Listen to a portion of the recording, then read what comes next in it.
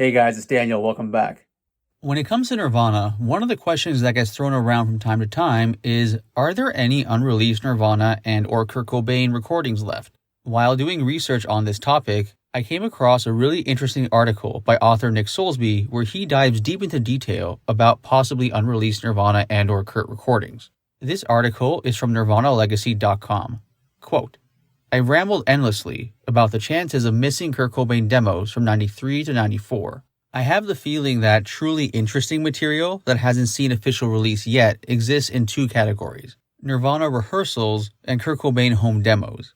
In the latter category, I've always accidentally wrapped in an entire subcategory: Kurt Cobain collaborations with Courtney Love.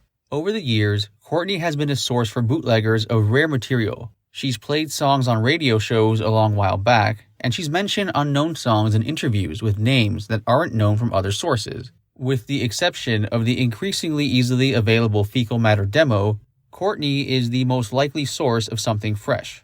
While the quality of material that has become visible so far is of mixed standard, to say the least, when it comes to Courtney's band Hole, Kurt Cobain's contributions are as wasted and ephemeral as he may have ever sounded on record. Stinking of You isn't a song, it's a shred of an idea, though there's still more material potentially from this source than any other. In total, on top of homework with just Cobain and Love together, there's a total of 5 known practices between Courtney Love, Kurt Cobain, and others. These are the following: a practice with Hole in January of 93, a practice with Hole in October of 93, a practice at some point in 93 with just Kurt, Courtney, and Eric Erlandson, another practice in 93 with Kurt, Courtney, Kat Balin, and Stuart Gray, and a practice with Kurt, Courtney, and Patty Schemmel also at some point in 93.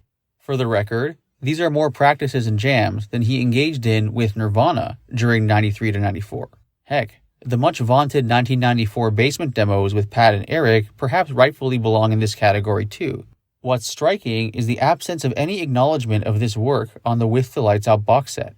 It suggests a determination on the part of Chris Novoselic and Dave Grohl to ensure that the name Nirvana meant the true band plus Kurt alone, with a refusal to accept his collaborations with their DGC sister band or its associates as any part of the official tale. While that's a fair approach to the Nirvana legacy, it isn't a full reflection of the Cobain legacy any more than the absence of his pre-Nirvana work is, or his more experimental urges from the late 87 to 89 period.